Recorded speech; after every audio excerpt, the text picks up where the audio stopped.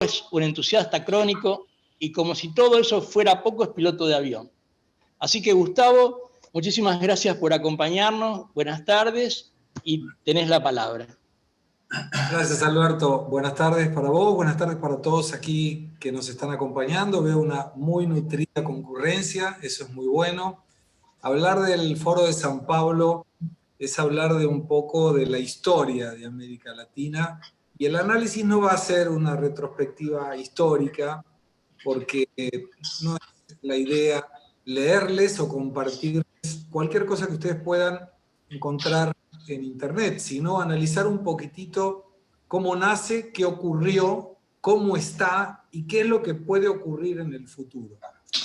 Y aquí le estoy viendo a Susana Merlo, a quien le debo mucho de lo que hoy soy, porque cuando en 1995, junto con mi esposa, la fuimos a ver a Ámbito Financiero, creyó en lo que yo escribía junto con Daniel Fernández Canedo, y fue mi primera publicación en un diario argentino, con muchísimo éxito. Tengo todavía, Susana, la página del diario en un cuadrito.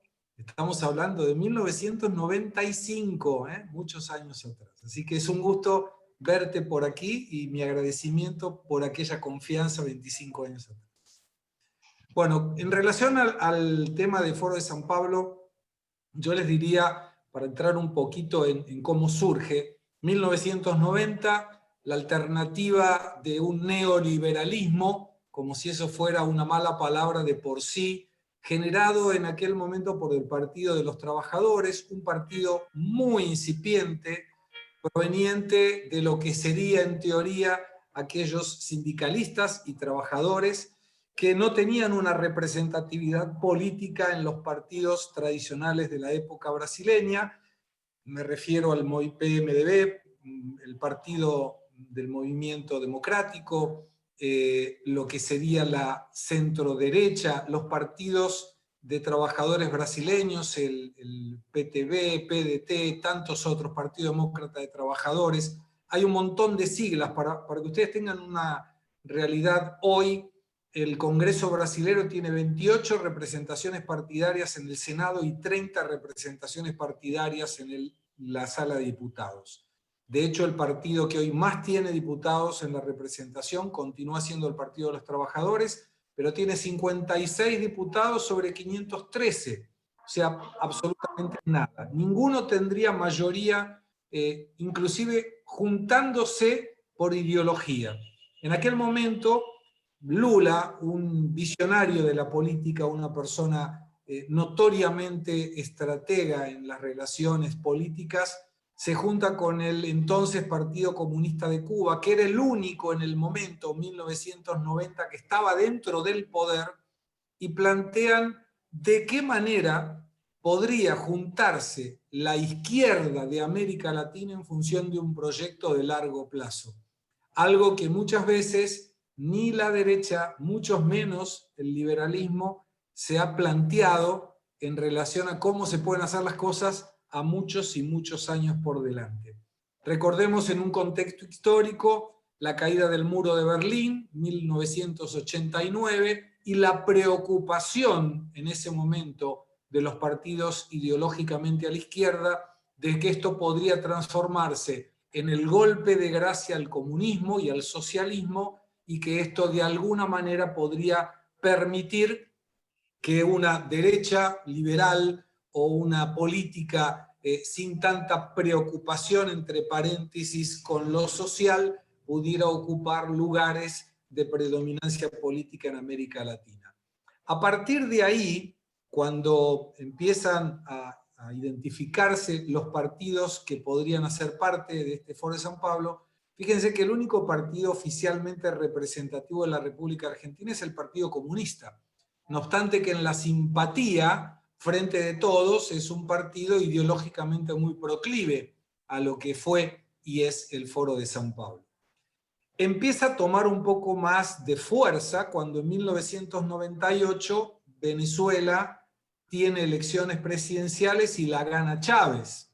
Chávez, que venía del ejército, había hecho un golpe de Estado en 1992, se presenta en las elecciones en 1998 Y permítanme compartir con ustedes, porque he leído profundamente esa opción política en Venezuela, y lo que se proponía era la justicia social, la equiparación e igualdad en los ingresos de la sociedad para evitar estas desigualdades de que pocos tuvieran mucho y que muchos tuvieran poco, y el contexto político y económico en ese momento en Venezuela, 1998, era una intervención del Estado muy fuerte, o sea, es lo que propone Chávez, precios cuidados, controles de cambio y cepos cambiarios, una circunstancia de la política, de los políticos con muchísima corrupción, y un país donde tenía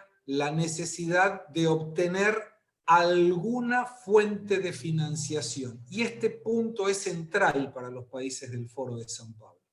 En aquel momento Venezuela encuentra el petróleo. Una de las reservas más grandes del mundo es la que tiene Venezuela, y que de haber mantenido el precio del barril por arriba de los $90, hoy la historia de América Latina sería otra. Porque hubiéramos encontrado con una Venezuela muy focada en esta cuestión social, en la eficiente fabricación de pobres, pero con muchos recursos por parte del Estado. Y eso permitía, como de hecho permitió, que Venezuela, en el momento de tanta abundancia por parte de su valor del petróleo, le prestara dinero a varios países de América Latina, Argentina inclusive, en la época de Kirchner, y pensar inclusive en la construcción de un gasoducto y de una matriz energética que proveniente de Venezuela llegara hasta la República Argentina.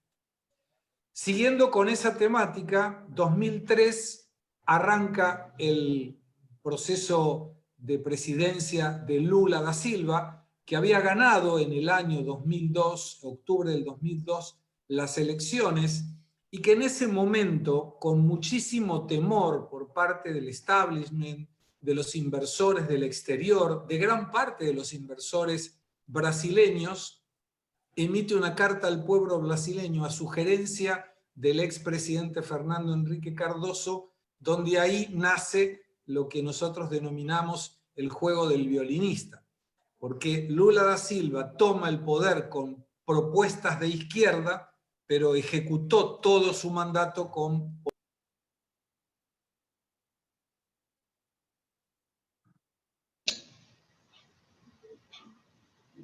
Perdón, Gustavo, tenés el micrófono. Ahora Sí.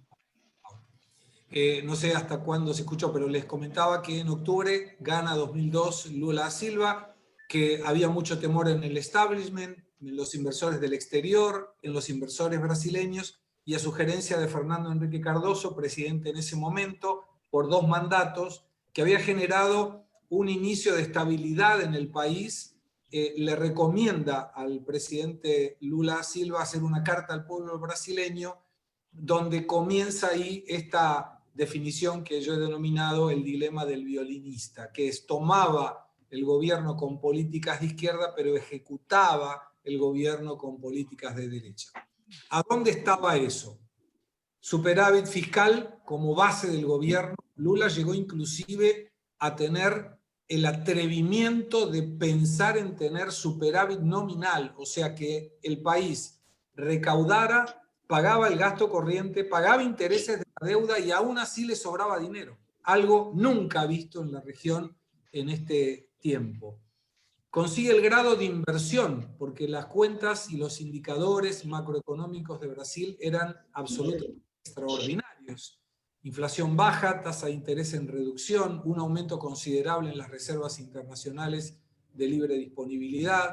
El dólar, que llegó a estar $3.96 en octubre del 2002, llegó a estar a $1.54 en agosto del 2008, previo a la crisis de la subprime en Estados Unidos. Y a pesar de esa desvalorización del dólar, algo que en la región era imposible de ver, Brasil multiplicó por 3 sus exportaciones, aprovechó brillantemente bien el valor de la soja en la época que acá se le quería colocar cada vez más impuestos, engordó las arcas del Banco Central y se va de su gobierno con 208.000 millones de dólares de reservas de libre disponibilidad. Recuerden, tenía 17.000 cuando asumió, con una cantidad de gente a la cual retira de la pobreza de millones y millones. El número puede ser un poco folclórico, pero se calcula que fueron 20 millones y un poco más también, con una tasa de inflación muy baja, con una tasa de interés muy baja,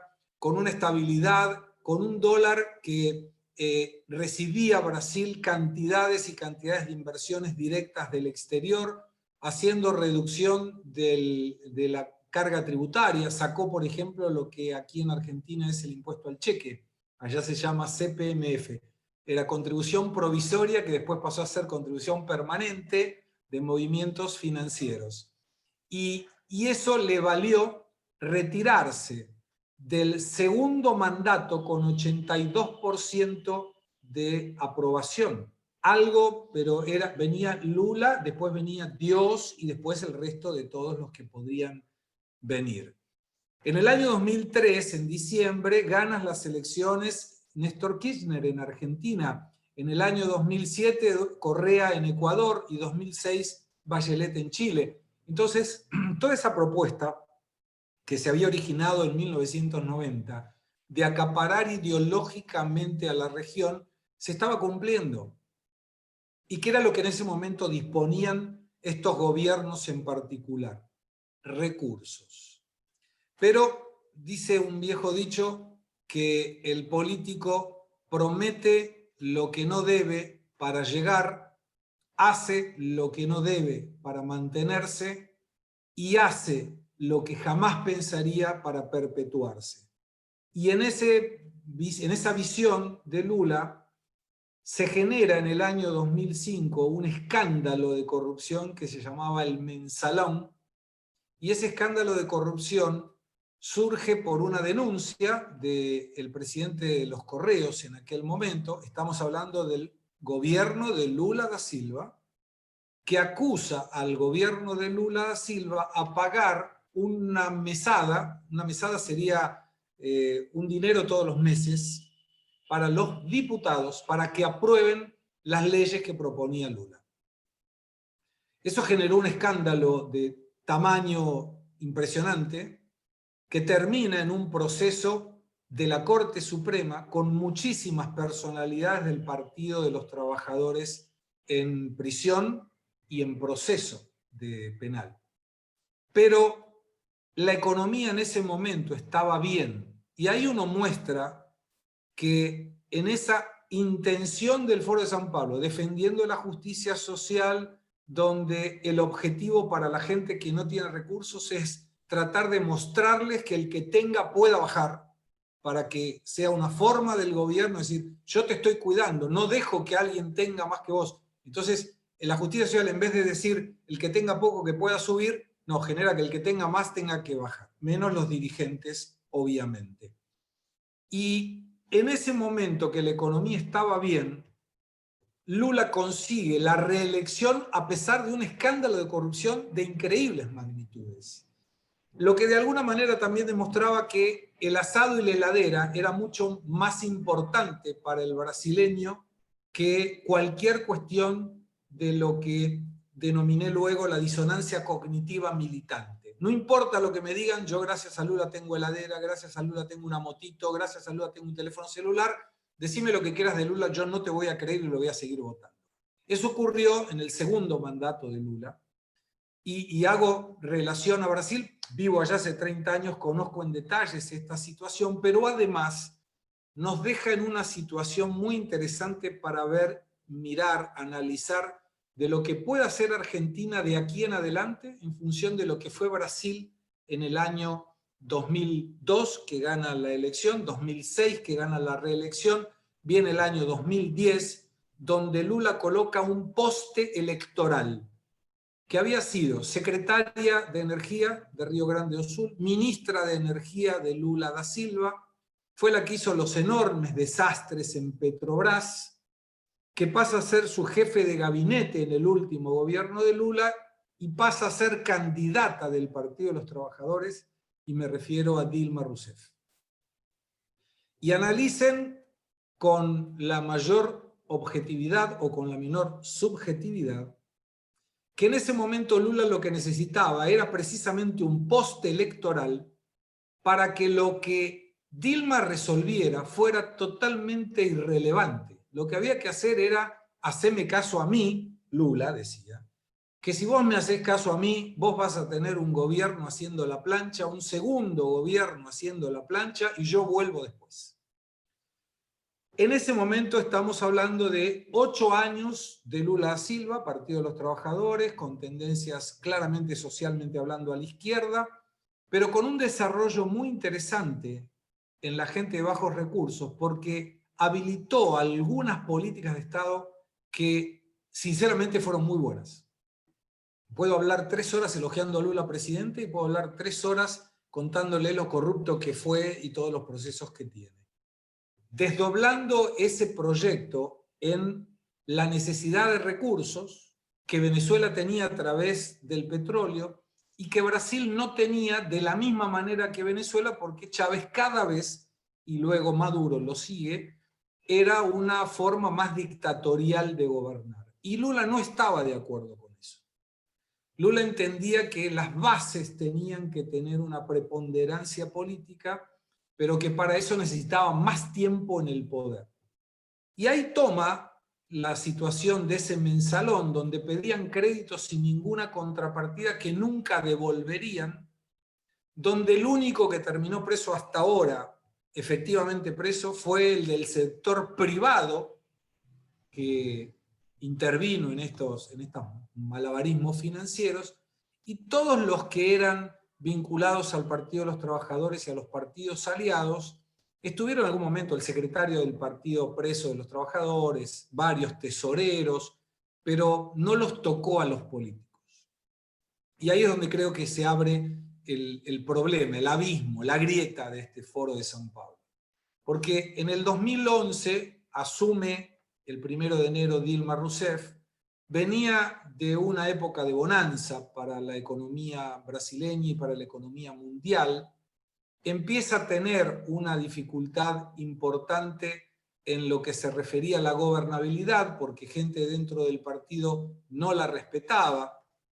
Saquen los nombres y pongan Argentina, y presten atención a este dato. Y en un momento, cuando se empieza a caer la situación económica, empieza a desestabilizarse esa matriz de estabilidad que tenía Brasil, que era superávit fiscal, libertad cambiaria con una oferta de dólares increíble, superávit en la balanza comercial, inversiones directas del exterior y meta por inflación, donde Lula había colocado, y miren esta situación como Lula era violinista, había colocado como presidente del Banco Central al expresidente mundial del Bank Boston. O sea, no era alguien militante, keynesiano, que dijo, no, vamos a emitir a lo pavote. No, no. Tenía un control absoluto en la política monetaria, la política fiscal y junto con el Comité de Política Monetaria en la individualidad, en la independencia para determinar estas políticas que permitan cumplir la meta por inflación. ¿Qué es lo que hizo Dilma Rousseff?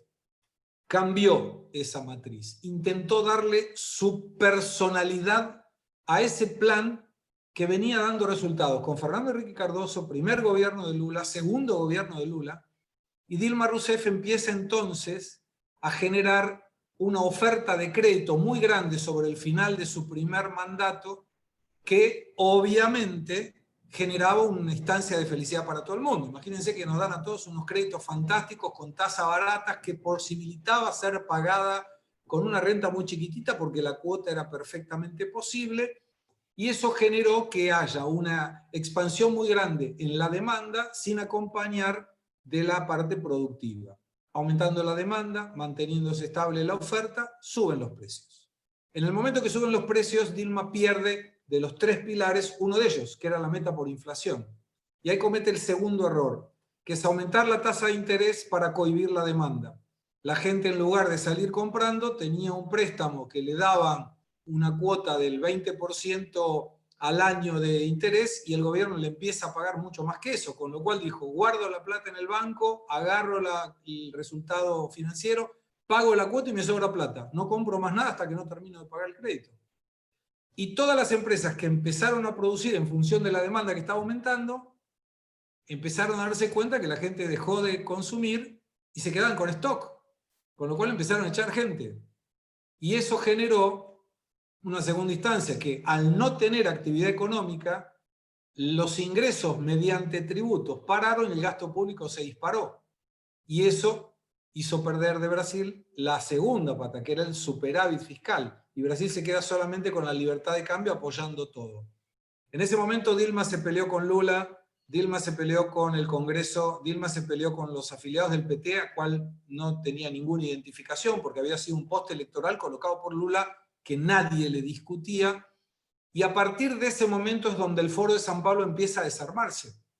Porque el principal país de la región, 212 millones de personas, observa que había que hacer presión para terminar con esa situación. De nuevo, con corrupción en el 2005, Lula fue electo en el 2006. Sin pruebas de corrupción, hasta ese momento, empieza Dilma a desarmar todo lo que se había hecho en la economía, y en las elecciones del 2014, que eran en octubre, el 17 de marzo de ese año nace el Lavallato, donde empieza a verificarse absolutamente todo lo que estaba haciendo el gobierno, con un momento donde el año anterior, 2013, en función de la Copa del Mundo del 2014, se veía que Brasil invertía en estadios de fútbol, pero no invertía en hospitales, donde la presión de la gente en la calle generó la ley del arrepentido, donde la presión social en el 2010 había generado la ley de ficha limpia que promulga Lula da Silva, y lo hizo porque entendía que nunca le iba a tocar responder en la justicia, y mucho menos en la justicia electoral, porque ya había pasado indemne el 2005 con casos clarísimos de corrupción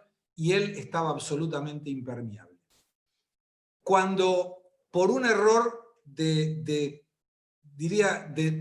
percurso, le decimos, un error en el GPS, Dilma le da la herramienta legal para el juicio político, el Foro de San Pablo se cae a pedazos. Porque ahí sale Dilma Rousseff, todos los casos de corrupción empiezan a funcionar muy rápidamente, y el Partido de los Trabajadores se ve en el medio de un escándalo donde quedaba muy claro que las empresas públicas, todas las cuestiones de los contratos con las empresas constructoras que tenían contrato con el Estado, en realidad tenían el objetivo de ser el petróleo de Venezuela. Era utilizar recursos del Estado con sobrefacturación. Las empresas constructoras tomaban esa sobrefacturación y le devolvían al Partido de los Trabajadores, con algunas comisiones, algunos políticos, dirigentes y el propio Lula, y con el objetivo de tener resultados financieros y plata para poder mantener este proyecto que tenía como lógica que en el año 2020-2021 todo el territorio de la región de América Latina estuviera rojo. Y rojo porque obviamente es el color del Partido de los Trabajadores, el Partido Comunista y tantos otros partidos hacia la izquierda. Cuando se generan estos escándalos de corrupción, aparece a toda esta situación del proyecto de San Pablo un problema para el Foro de San Pablo, denominado Jair Mesías Bolsonaro. ¿Y por qué un problema? Porque la situación de Brasil en ese momento era la izquierda claramente corrupta a los ojos de quien quisiera ver, menos de aquel disonante cognitivo militante que no importaba lo que le dijeran, Lula seguía siendo Lula, 25-30% del elector, y surge la posibilidad de un candidato que era todo lo opuesto, alguien que no tenía un histórico de poderes ejecutivos, 28 años había sido diputado nacional, una persona donde cuando le preguntaban a Marcelo Odebrecht a quién le había pagado corrupción, dijo, es más fácil que te diga a quién no le pagué, porque le pagué a un montón de gente, lo que sería el equivalente a los cuadernos de acá, que era el escándalo de Lavallato y los arrepentidos de Brasil. y entre esos que no le había pagado estaba Jair Bolsonaro. El otro candidato que tenía buenas chances, Geraldo Alckmin, gobernador de San Pablo, excelente administrador del recurso público, empieza a tener acusaciones del lavallato. Y el elector brasileño entendió que era o vuelve el tema de la corrupción, que ya venía con un problema muy serio porque no estaba Dilma en el poder, había salido y estaba su vicepresidente Michel Temer. Cualquier relación de la fortaleza del vicepresidente por sobre el presidente pueden ser conclusiones que cada uno quiera sacar. Y en esa situación la economía brasileña estaba mal. Si hubiera estado bien la economía brasileña, no tengo ninguna duda, tendríamos el Partido de los Trabajadores hoy en el gobierno. O sea, el secreto estaba para la derecha o para los liberales o para la opción de Jair Bolsonaro, que no quedaba muy claro qué era detrimento de la economía y sospechas de corrupción. Esos dos factores le permitieron a un total desconocido de muchísima gente ganar las elecciones presidenciales con un costo de su campaña de $500.000 solamente, amparados en las redes sociales y gracias a una cuchillada que el día 6 de septiembre un señor le da a Jair Bolsonaro y lo saca de los debates presidenciales donde Jair Bolsonaro era un desastre. Le saltaba la chaveta en cualquier momento ante cualquier cosa. Era ponerle el dedo y Bolsonaro salía a los gritos. Y la gente no quería eso, pero no había otra opción. Si en lugar de Bolsonaro hubiera estado yo, hoy sería presidente de Brasil, aún siendo argentino, porque era cualquier cosa contra el populismo. Recordemos, 2015 gana Macri, y ahí luego Piñera en Chile. Y el secreto político de poca relevancia en cuanto a números, pero de mucha relevancia ideológica, fue la victoria de la calle Pou en Uruguay. Porque transformó el Mercosur en una tendencia hacia la derecha y hacia el libre mercado. Cuando estaba ya Fernández como presidente, estaba, en el caso de Bolsonaro, como presidente. Paraguay con un centro derecha que se acomodaba muy bien, con mucha humildad, con mucha discreción, pero con una economía realmente muy bien administrada. Faltaba resolver cómo quedaba Uruguay. Recordemos que en el Mercosur, cada país, independientemente de su tamaño, su producción, su economía o su población, tiene un voto. Con lo cual, Brasil con 212 millones de personas y Uruguay con 3 millones pesan igual. Y Uruguay gana a la derecha. Se le gana a la izquierda las elecciones de la calle Pou y quedan dos partidos o dos países hacia la derecha buscando la apertura económica, que es lo que proponen ambos países. Un Paraguay que acompañaba tranquilamente porque tenía una ecuación y una macroeconomía tranquila, y Argentina que había quedado marginada hacia la izquierda en ese sentido. No casualmente empiezan el año pasado, prácticamente un poquito antes de esta fecha, los disturbios de Chile. El comentario de Maduro respecto de que eso se trataba de un proyecto del Foro de San Pablo. La reunión número 25 del Foro de San Pablo que se realiza en Venezuela y donde comparto con ustedes algunas de las plataformas que tenía como etapas. La etapa del Foro de San Pablo en la agenda, ratificada en el año 2019, estaba prevista en tres claras acciones por 2019-2020, 2021-2022 y 2023-2024. La primera etapa era formulada para instalar el comunismo y el socialismo, crear una guardia militar, someter al poder legislativo y judicial bajo un solo poder, modificar la Constitución para manejar a discreción el dinero del presupuesto, equidad de género, desmistificar religiones, introducir elementos que confundan con sectas esotéricas, control de medios, propaganda para impulsar el culto al líder, agenda progresista, aborto, drogas, homosexualismo, relatividad de valores, grandes proyectos símbolos que acaparen la atención del poder comunista y socialista, reformar educación para la igualdad, adoctrinamiento y lucha de clases, y expandir el ejército de leales al partido. Apoyos, dádivas, cupones, obviamente trabajo en el Estado y demás. Fíjense que cuando nosotros analizamos esta situación, Está muy lejos esta situación de un Chile con Piñera, de un Uruguay con Lacalle Pou, de un Brasil con Bolsonaro, pero no lo veo tan lejos en una Bolivia con Arce o en una Argentina con Fernández y Fernández. Y cuando uno analiza la etapa del número 2, que es control político y de la población, 2021-2022, observamos redes sociales y partidos satélites de apoyo, reforzar la lucha por los pobres con la bandera de la corrupción y el neoliberalismo, control total de Internet, paramilitares que puedan evadir los derechos humanos en caso necesario, mapear a los empresarios para proponer que se vayan finalizando o huyendo del país, más y más gente en el gobierno, creación de plazas para el partido, quitando las que puedan ser vistas como gobiernos anteriores, estructura paralela para controlar gobernadores de estados provinciales, mecanismo de control del dinero vía tecnología y control de las entidades bancarias. Y por último, 2023-2024, expropiaciones masivas, reparto de viviendas, terrenos, empresas a nombre del partido, escarmiento a la clase alta económica, el dinero es pecado, cambio de la Constitución para reelección a juicio del pueblo, medios de producción en manos del Estado, solo trabajo, fuera el capital, y esto es de todos. Esto obviamente parece de una película de terror, pero esto fue lo que se determinó en la 25ª reunión en Venezuela del Foro de San Pablo. Y ahí evalúo la cuestión de algunos datos que creo son interesantes analizar.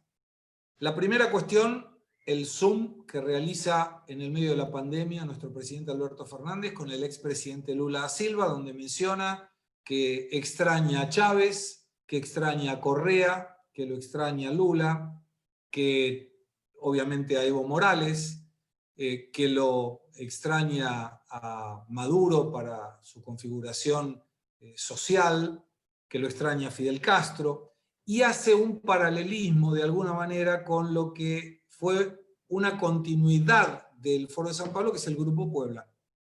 El Grupo Puebla, donde con mucha más estrategia política se trata de personalidades de la política que no están en el poder, salvo Argentina.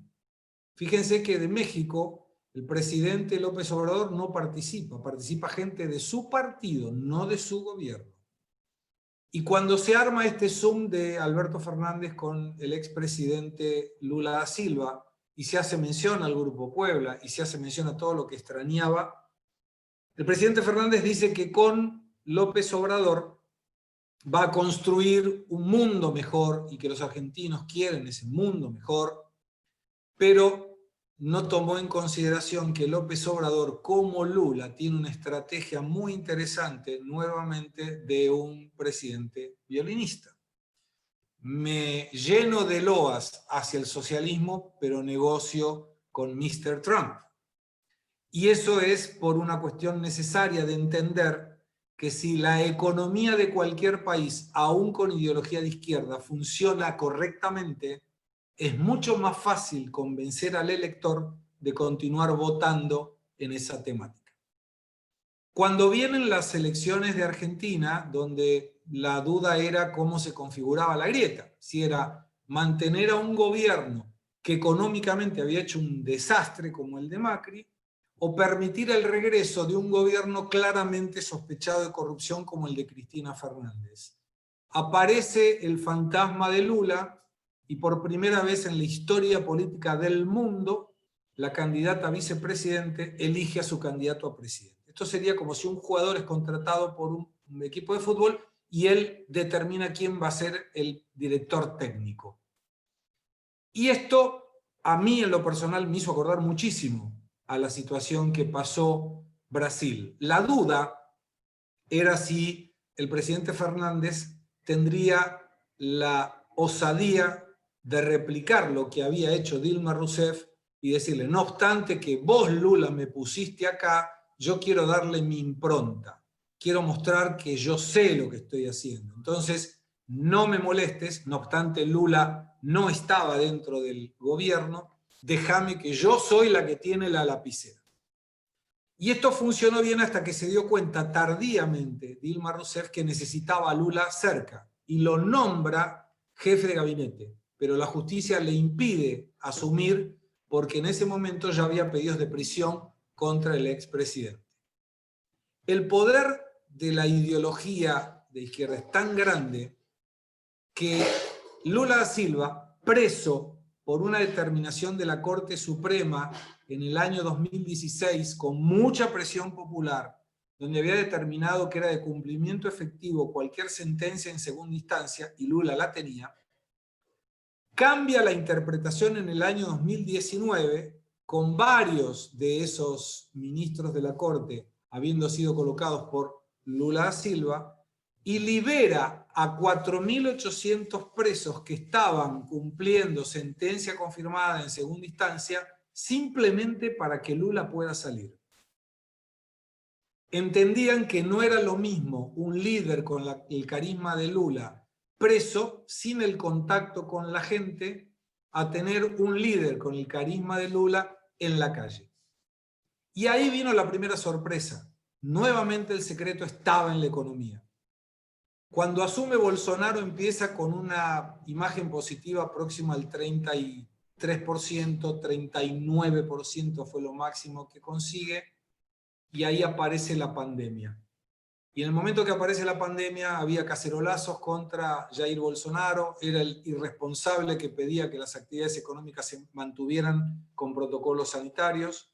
La Corte Suprema determina que el presidente Bolsonaro no tenía potestad para referirse si había una cuarentena más rígida o menos rígida, y que eso pasaría a instancia de los gobernadores y en última al intendente. Bolsonaro abrió como instancia de actividad esencial los gimnasios y los salones de belleza. El gobernador dijeron no y no abrió. Luego el gobernador dijo sí y varios intendentes dijeron no y no abrieron. O sea, el que mandaba más era el intendente porque tenía el detalle de cómo estaba el sistema público de salud. Y en función de esa insistencia de Bolsonaro, se empezó a observar que cuanto más abría la economía y cuanto más la gente salía a la calle, más disminuía la cantidad de contagios y mucho más disminuía la utilización de terapia intensiva y la cantidad de fallecidos.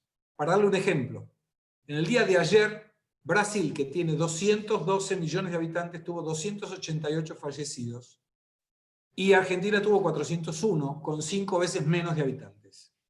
El estado de San Pablo, 46 millones de habitantes, un poco más que la República Argentina, tuvo ayer 6 fallecidos. Fue el único número que equiparó al 5.º día de confinamiento, que era un aislamiento recomendable. En Brasil nunca hubo cuarentena. Estamos hablando del 21 de marzo. Quiere decir que ayer San Pablo tuvo la misma cantidad de fallecidos que el 5.º día de comienzo de la pandemia. Y esto es, cuanto más actividad había, menos gente se contagiaba. Eso empezó a observar la gente diciendo Bolsonaro no estaba tan equivocado, y hoy la imagen positiva de Bolsonaro supera el 50% y la imagen de su gobierno, y eso lo hablé ayer precisamente y voy a compartirlo con ustedes en este momento. En mayo el excelente era 32%, ahora está 41%. Regular 23%, ahora está 30%. Y pésima su gestión de gobierno, 43% en mayo, hoy 27%. La imagen positiva de Bolsonaro está en el 52%, era el 39%, y la negativa está en el 43% y era el 55%. ¿Cómo Bolsonaro manejó la pandemia? Hoy, el 57% dice que fue buena y el 39% dice que fue mala. En simulaciones políticas hoy, las elecciones presidenciales son en el 2022, Bolsonaro le gana a cualquiera de los candidatos de la oposición. Y se puede dar por primera vez un corte definitivo en el Foro de San Pablo, porque la izquierda ha perdido absolutamente todo el apoyo de la gente. La clase media nunca lo apoyó, la clase alta mucho menos, y la clase baja, dependiente de planes sociales, planes que estaban muy bien armados, con programas para que estudie gente que no tendría condiciones de pagar una universidad privada y que no consigue entrar a una universidad pública, y el gobierno le daba una beca que se llamaba ProUni, excelente programa de Lula da Silva. se encontró el presidente Bolsonaro con que había que tocar algún instrumento un poco con la izquierda también. Y le aseguró la manutención de las ayudas sociales con auditorías, con contrapartidas. Tiene que salir a buscar empleo, por ejemplo. El gobierno puede ayudarlo a que busque empleo, pero no le va a pagar para que se quede en su casa. Y ayudó a las personas de economía informal, con lo cual Bolsonaro mantiene su cabo electoral, su soporte electoral de clase media y alta, estudiantes universitarios o profesionales, e incorpora una demanda prácticamente cautiva de la izquierda, que es la gente que necesitaba el Estado. Y se puede dar en el 2022 que por primera vez la izquierda no sea representativa en una elección presidencial. Podrá tener siempre la disonancia cognitiva militante del 20 o el 25%, pero hoy eso no le sería suficiente para ir a una segunda vuelta. ¿Y quién se muestra como complemento opositor de Bolsonaro, liberal y a la derecha? Digo liberal por la política de su ministro, no porque él sea liberal. La política de Guedes claramente liberal. Es Doria, el actual gobernador de São Paulo y de centro derecha, del Partido Socialdemócrata Brasilero, que fue el único extra político que entra en un partido ya armado donde la mayoría de los capitanes, José Serra, Geraldo Almin y otros tantos, Aécio Neves, candidato que pierde con Dilma Rousseff, todos manchados de corrupción. Quiere decir que en el 2022, y de esto dependerá el eventual éxito o continuación o lo que fuere del Foro de San Pablo, estará en manos de las elecciones brasileñas y de cómo esto se presente en función del centro, de la derecha o de la fuerza que pueda mantener la izquierda del Partido de los Trabajadores. Y finalizo con un comentario de Argentina. Es imposible hacer populismo sin plata. Denominé cuando empezó la pandemia que el gobierno argentino se sentía cómodo con la pandemia, que le había caído de perillas la pandemia en un proyecto que denominé el proyecto Stalin. Y denominé el proyecto Stalin porque el secreto era generar dependientes del Estado. Empleados públicos, políticos, que no tenían problema con una pandemia que podría durar 15 años, ellos iban a cobrar igual. En un momento donde deberíamos achicar el gasto público, se generan organismos como el Nodio, y voy a volver a tomar las etapas: control de las redes sociales, desmistificar el control de, no desmistificar las redes, control de medios y propaganda para impulsar el culto al líder, modificar la Constitución, reformar la educación. Todas estas cuestiones eran específicamente lo que se podía hacer con una pandemia. Específicamente eso. Era fácil hacerlo en el medio de una pandemia. Donde además se generaba la dependencia de aquellos que tenían planes sociales y que en función de ser una fábrica de pobres, porque queda muy claro que el plan social lo único que sabe hacer es fabricar pobres, cada vez más planes sociales, cada vez más pobres tenemos, era un detalle importante frenar la educación. Porque una persona que piensa no toma determinaciones a favor. La izquierda del mundo se llena la boca diciendo que quiere fomentar la educación. Sin embargo, no hay ninguna estadística a nivel mundial que gente de alta educación vote a la izquierda. No existe. Salvo algún que otro intelectual, algún actor o alguna persona que tenga los ideales de izquierda, pero vive en Puerto Madero, viaja a Miami, y lo que sería un comunista con OSDE o con tarjeta de crédito. Entonces, en ese punto, complementando con eso, estaban empleados, comerciantes y pequeños empresarios que dependen de la ayuda de las ATP, donde también no se le van a plantar al Estado, y los miserables, que eran los que había que sacar, según la etapa 3 del Foro de San Pablo, y que esta situación de la pandemia, junto a una crisis económica terrible y una crisis política, sobre todo terrible, de Argentina, permitía en esa situación que los empresarios se fueran, como se están yendo. Mi empresa tiene 30 años, nunca tuvimos tantos pedidos de residencia brasileña por parte de argentinos. Nunca, jamás, en 30 años. ¿Y esta cuál es la situación? Cuanto peor, mejor. Es un viejo dicho de algunos políticos europeos, que si alguien es eficiente, le van a sacar el presupuesto. Si alguien es ineficiente, le dan más presupuesto para que continúe en su ineficiencia. Pero el gobierno argentino necesita un detalle que lo tuvo Venezuela con el petróleo, que lo tuvo el Partido de los Trabajadores con la corrupción, y que ahora es difícil o es más difícil robar, sobre todo porque no hay plata. Y la duda es de dónde va a financiarse este proyecto del Foro de San Pablo, de la izquierda argentina o de lo que quieran llamar. Y ahí es donde entra la preocupación. En el video que hice, que se llama Proyecto Stalin, los invito a que lo busquen en internet, yo mencionaba que la situación podría ir en escalas, en una colocación de búsqueda de estatización de empresas, y después ocurrió lo de Vicentín. Entendía que una forma de financiarse podría ser con nacionalización de depósitos, y ojalá no ocurra.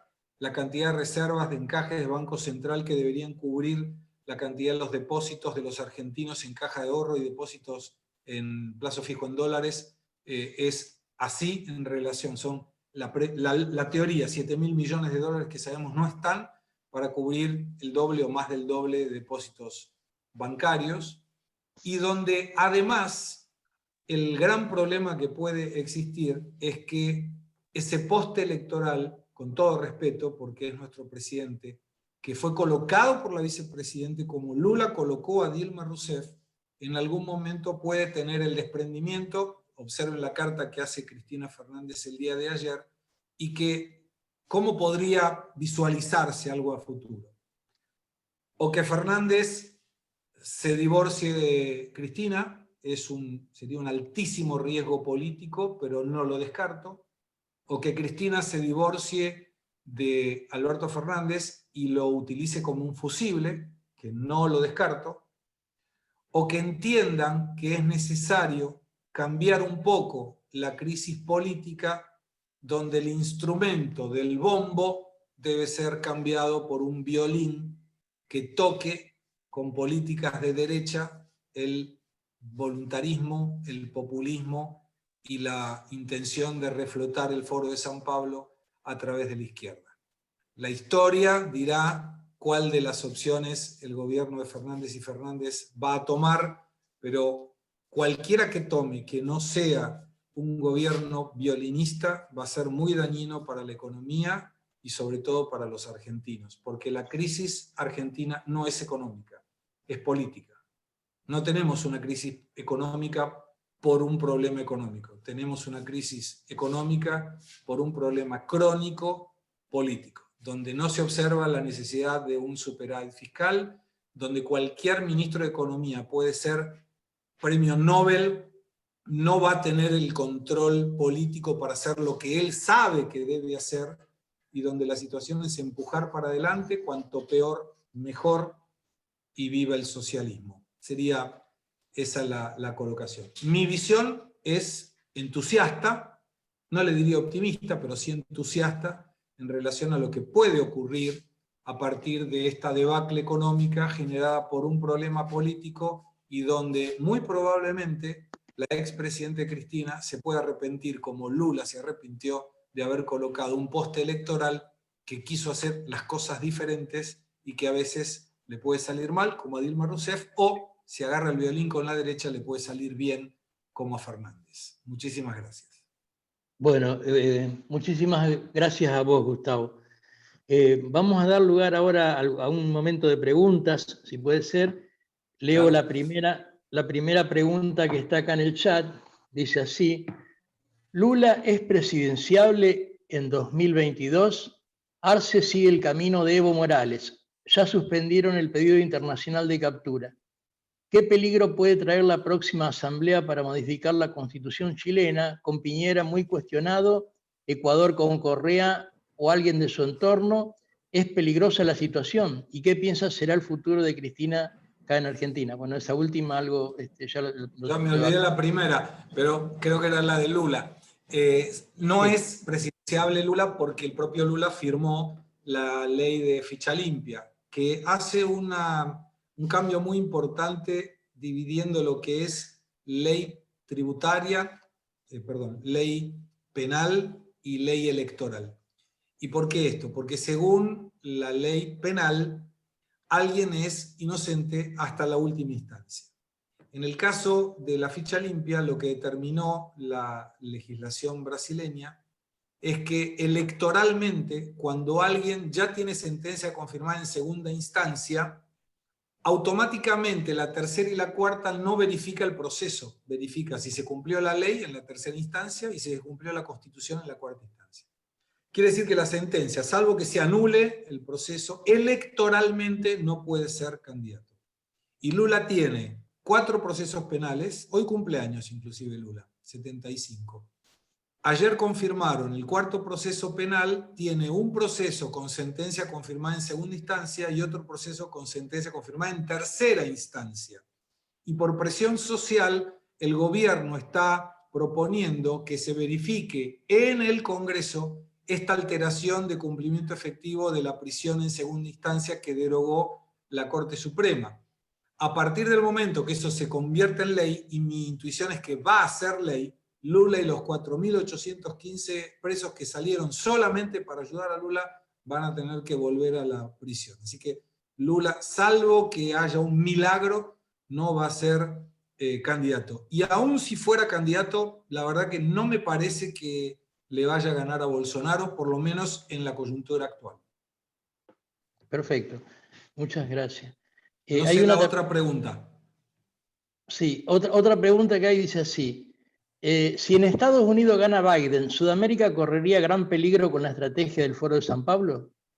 No, Biden sería la izquierda capitalista, o sea, que gane Biden sería como que acá ganara Juntos por el Cambio de nuevo, no es una izquierda grave. Obama mismo no fue una izquierda que le pudo hacer un problema. Estamos hablando de Estados Unidos, capitalismo a ultranza, es una moderación o es un gobierno que puede ser más social desde que Biden se acuerde cómo él se llama, en qué país vive, cuál es el gobierno que está representando, porque no se acordó el otro día 2 veces del nombre de Trump.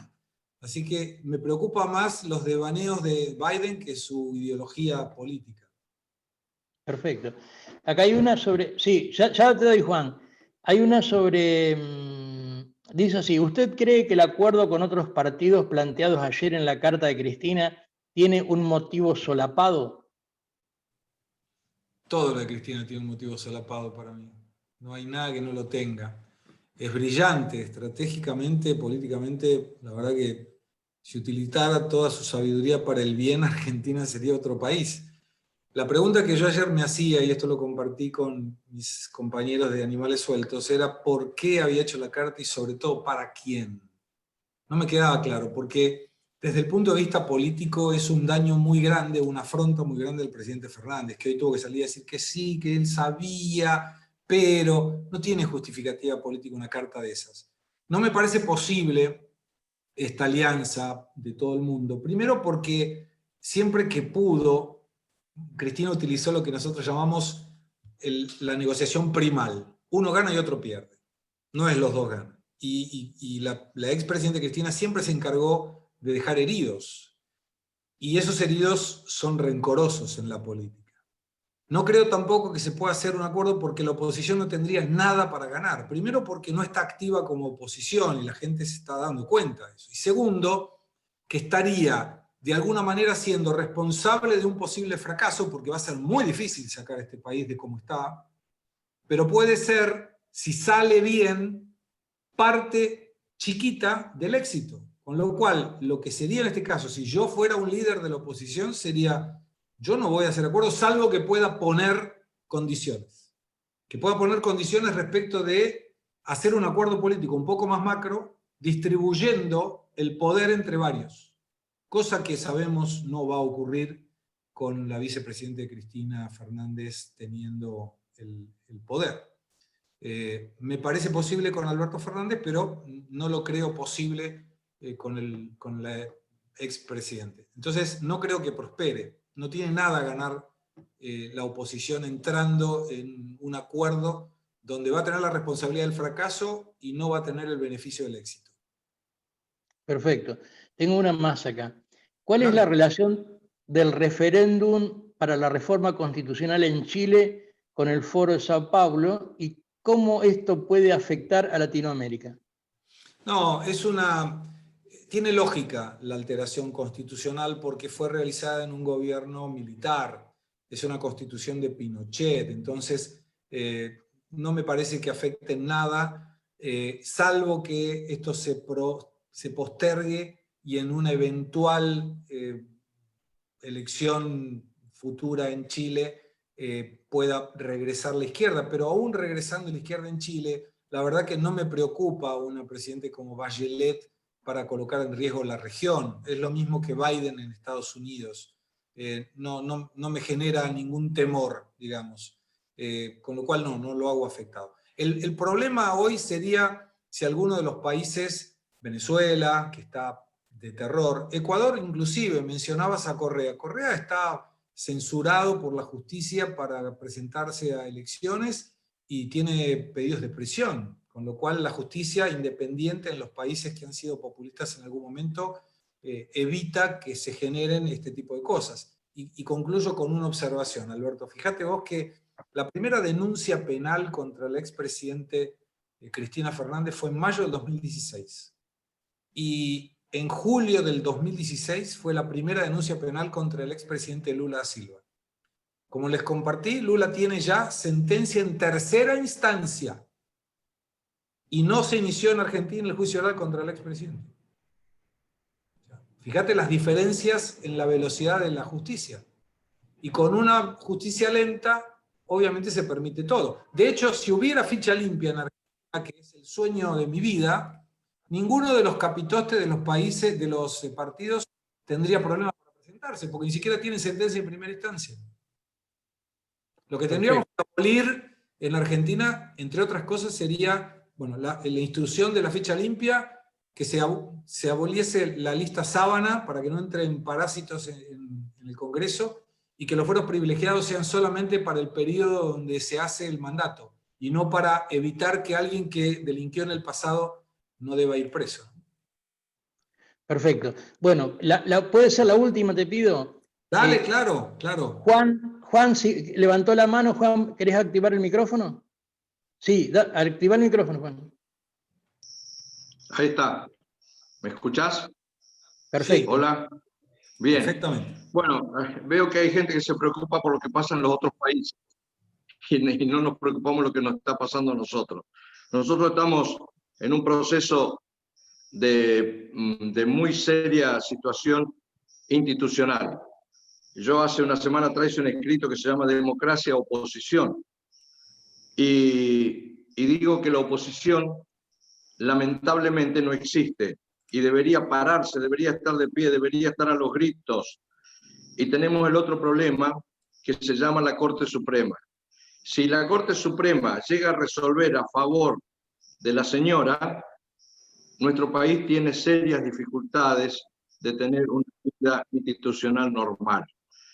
Porque realmente la carta que hace ayer la señora que dice vamos a hacer el gran acuerdo, ella porque se da cuenta que la ley de seguridad, de la seguridad de la... Bueno, perdóname, pero Por favor. me pierdo. La ley que tiene en este momento manejando, que no va a salir del Senado, ¿qué le pasa? No va a salir de diputado, digo.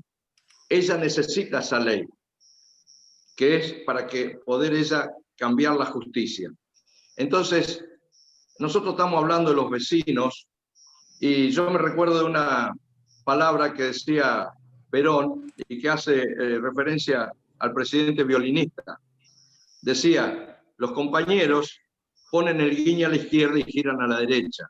Ese es el violinista, ¿está claro? Sí, sí. Bueno, entonces, si los peronistas no lo aprendieron, porque los peronistas ya no nada que ver con el peronismo de esencia.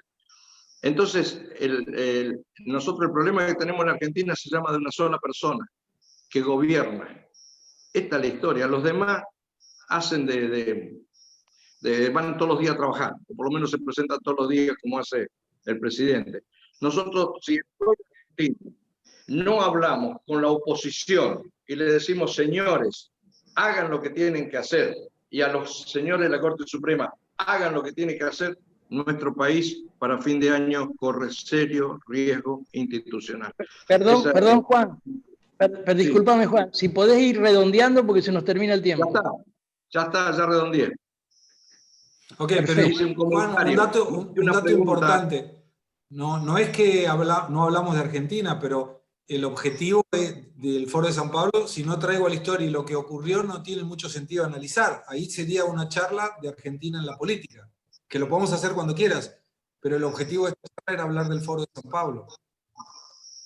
Perfecto. Bien, entendido.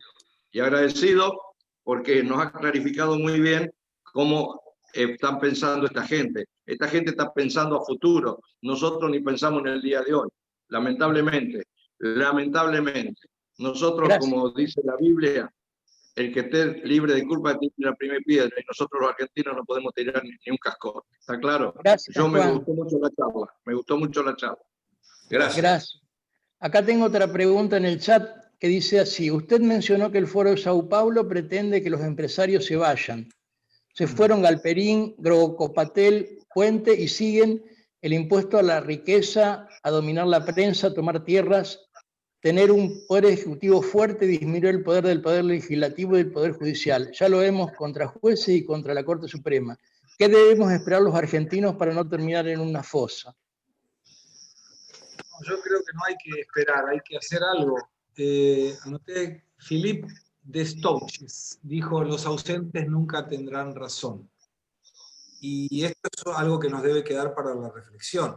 Nosotros podemos hacer catarsis si queremos, pero no vamos a resolver el problema simplemente haciendo catarsis. Aquellos que no queremos que la República sea llevada por el camino, hay que manifestarse. Las manifestaciones en la calle creo que son muy válidas.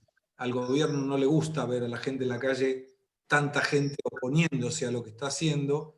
Hay que estar muy atento con el tema de la defensa de la propiedad privada. Si uno analiza, hay más de 10 provincias con usurpaciones. Esto es grave, esto es muy grave.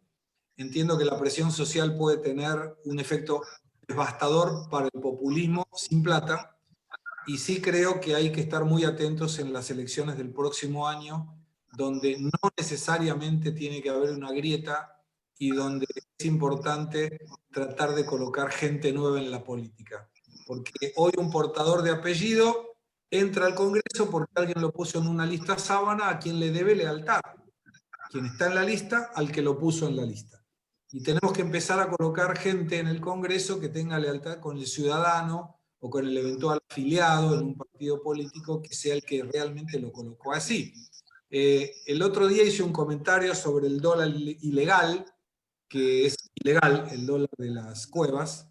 Me mataron en las redes sociales y ahí me surgió una reflexión que la dejé en una frase que le pedí a mi madre que si en algún momento yo me muero, antes que ella la ponga en mi lápida, porque me parece lo más representativo que pienso en estos últimos días, siendo que cuando muchos se quieren ir, yo estoy tratando de volver, porque creo que el país tiene enormes posibilidades de ser realmente lo que podemos construir juntos.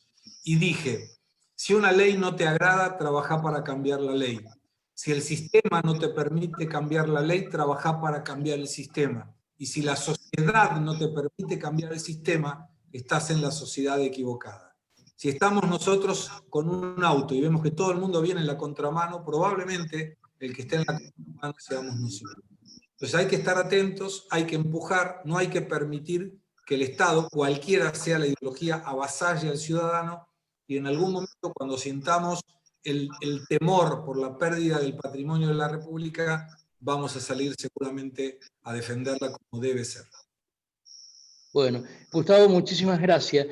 Simplemente te voy a pedir una reflexión final, un cierre, y en esa reflexión si puede estar tu apreciación respecto de las posibilidades que tenemos o cómo ves las elecciones del próximo año. ¿Cuál es la probabilidad que le ves? Y en todo caso, si pensás que se va a mantener la cuarentena para ese momento o como estrategia del gobierno en todo caso. No aguanta más, la cuarentena no aguanta más. De hecho, el gobierno creo que equivocadamente mantuvo 14 días la cuarentena, nadie más la respeta. Yo tuve 14 días en la casa de mi madre, salí a la calle, nadie está en cuarentena. Debo haber sido el único tonto que pidió el permiso para salir, porque soy cumplidor de la ley, a pesar de que la ley no me gusta, y trabajo para cambiarla cuando la ley no me agrada. Pero les dejaría una reflexión de un video que estoy haciendo que debe salir la próxima semana, en que una sociedad vive debajo del agua, donde el gobierno durante generaciones, populista, se encargó de darle todo lo que esa gente necesitaba a cambio de nada. No tenían que estudiar, no tenían que trabajar, no tenían que hacer nada. De vez en cuando cortar alguna de las avenidas abajo del agua, pero le pedía dos condiciones. La primera condición era votarlos siempre que hubiera elección. La segunda condición, nunca soltar la piedra que lo generaba estar en el fondo del agua. Si soltaban la piedra, emergían por una ley absolutamente física. Cuando alguien soltaba la piedra y salía a la superficie, nunca volvía. Entonces el gobierno populista, como la gente no tenía necesidad de estudiar y no lo hacía, porque siempre el gobierno le daba lo que precisaba, convencía a aquellos que aún seguraban la piedra que los que se habían ido en busca de una vida mejor habían fallecido y por eso no habían vuelto. Hasta que un grupo de personas resuelve soltar la piedra, sale a la superficie, se encuentra con que el mundo era totalmente diferente, donde el esfuerzo personal se valoraba, donde el estudio generaba un mejor futuro y donde era posible trabajar en función de lo que uno quería, donde el Estado le daba la oportunidad de la educación y del trabajo, pero el futuro dependía de cada uno de los ciudadanos. Y a diferencia de otros que habían conseguido y les iba muy bien en la superficie, regresan abajo del agua y empiezan a convencer a la gente que había que soltar la piedra. Algunos la soltaron y subieron a la superficie y se encontraron que era muy bueno lo que hacían, y otros agarraban la piedra porque tenían miedo de que arriba no tuvieran capacidad de valerse por sí mismos. Pero hubo una diferencia que cambió la historia. Siempre los que subían y soltaban la piedra no regresaban. En esta elección que hubo abajo del agua, volvieron. Y todos los que habían soltado la piedra volvieron juntos para demostrar que la vida en la superficie era mucho mejor si cada uno se esforzaba. Las elecciones fueron ganadas y todo el mundo, por una ley, fue invitado a soltar la piedra. Y a partir de ese momento se acabó el populismo abajo del agua. Lo que tenemos que hacer los argentinos es soltar la piedra. Bueno, Gustavo, muchísimas gracias, muy agradecido, muchas gracias a todos los que nos acompañaron y realmente muy, muy ilustrativa y para reflexionar, digamos, todo lo que escuchamos hoy. Muchísimas gracias a todos. Es bueno, me permitiría una última observación para contarles a ustedes. Esta charla la he realizado sin ningún cobro de honorarios, es importante mencionarlo, simplemente por mi deseo que el país esté mejor y por la invitación de Alberto y de Jorge. Así que muchísimas gracias. Bueno, muchísimas gracias a vos. Y Gracias. ahora un aplauso. Gracias, Que muchas sigan, gracias. Muchas gracias que sigan muy bien. Muchísimas gracias. Gracias.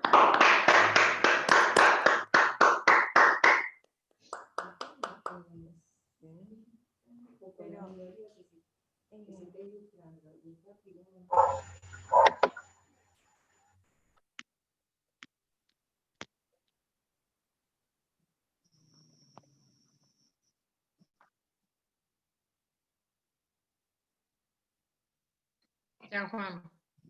Chao, chao. Chao, chao. Decime cuando salimos.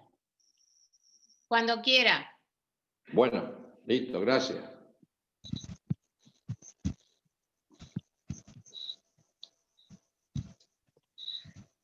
¿Se acabó la reunión? Sí. Bueno, ¿estuvo bien? Estuvo muy bien. ¿A usted no estuvo? No, no pude. Me quedé sin batería en el auto. Ah, bueno, pero después es posible, mande si quiere un correo a la asociación, sí, porque va a estar en YouTube.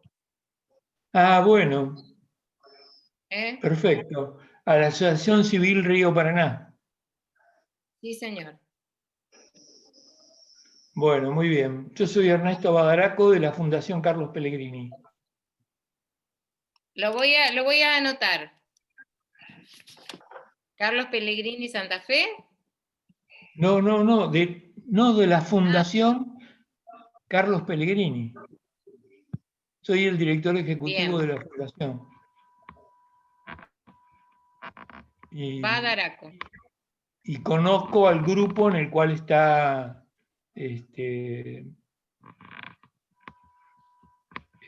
¿cómo se llama el niño que habló hoy? Gustavo Segre. Gustavo Segre. Claro. Bueno. Conozco al grupo de Unidos. Bien. Claro, está bien. Sí, bueno. Un gusto. No, sí, no, ya está, listo. Listo. Gracias. Bueno. No tengo nada que decir, es una cosa solo. Sí. Mira.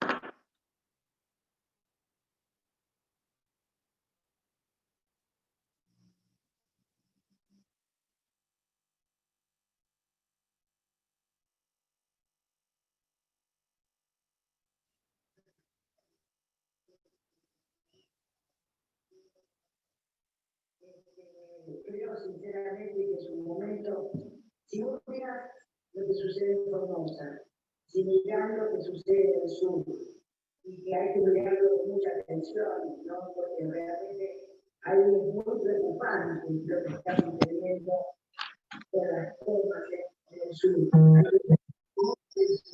usurpación, claro. Sí, que más que las usurpaciones, el robo de armas y todo lo que está sucediendo, lo que está detrás de eso. Si uno mira lo que está sucediendo en las tomas en el urbano, si uno mira el nivel de pobreza, si uno mira todo lo que está sucediendo. Yo escuchaba al economista que habló hace un rato que hacía un diagnóstico, y yo digo, todos hacemos diagnósticos, nos pasamos haciendo diagnósticos. Ahora, si alguien me diga el cuerpo, yo no sé cómo soy economista, lo único que hago es sufrir viendo los medios, leyendo los medios, y viendo que la Argentina se destruye día a día, que llegamos para abajo, cada día más para abajo, y me parece que hay cosas que son parte de solucionar. ¿Por qué esta gente de Formosa sufriendo, no pudiendo entrar, cuando un perro no puede entrar? ¿Por qué el presidente no se sube al avión y los hace entrar? ¿Por qué no muestra que se siempre hecho autoridad? Usted habla, perdón, le quiero contar a la gente, usted habla seguramente del caso del padre que tuvo que tirarse al río para cruzar nadando para ir a ver a su hijo. Y terminó pidiendo abogado. Habla de ese caso. O gente que... Hablo del perro y lo pusieron al auto porque el perro no podía entrar. Sí. Y la gente tiene que pegar a la siempre para poder entrar. Sí. Como así para lo dice. Entonces, estoy viendo en la Argentina una falta de autoridad absoluta que no se ejerce. Del presidente. El presidente. Estoy viendo que era entre ministros a tratar de sacarle cualquier ropa inmediatamente y echarlo, porque no se puede hacer pública. que son de fácil resolución. No me atrevo ni a opinar en materia económica. Cosas que puedo demostrar un principio de autoridad para necesitar. Entonces, o sea, usted parece con Cristina en la carta donde ella dice, hay funcionarios que no funcionan. Pero por supuesto, a lo que inmediatamente hay que ponerle tarjeta roja. Cuando el área de vivienda, la se llevó todo lo que es el mejoramiento de la villa, pero se lo llevó al área de desarrollo, pero también por la plata. Entonces, ¿qué es esto?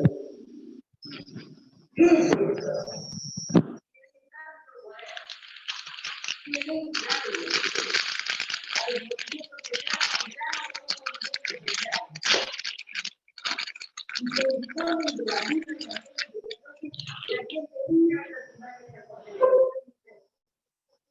Es muy doloroso que haya una familia que no tiene dónde vivir, pero también es doloroso que aquellos que construyeron con sacrificio y pagaron tierras son dueños del pueblo del caso Chileno, que es otra historia, y no me atrevo ni siquiera a opinar porque no lo conozco públicamente. Pero sí de aquellas personas que han, con sacrificio, han...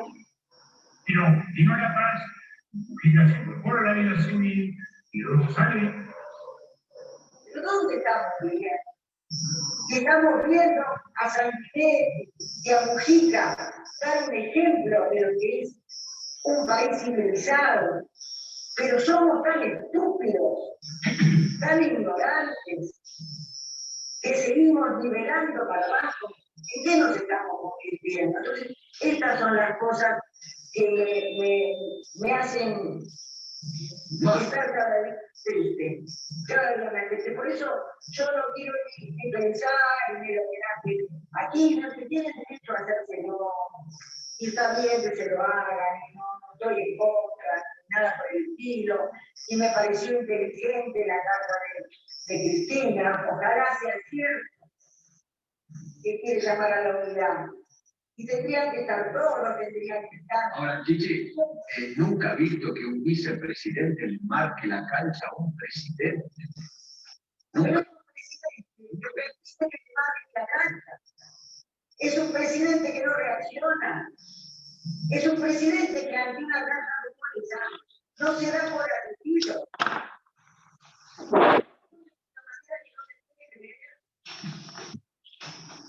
Entonces, si verdaderamente le queda grande el bastón, la banda, tiene que reaccionar, porque, por supuesto, Cristina sabe hacer política, evidentemente sabe hacerlo. Sí, claro. Nos guste o no nos guste. Pero así estamos. ¿Le da la sensación que Cristina puede ser la como de Alberto?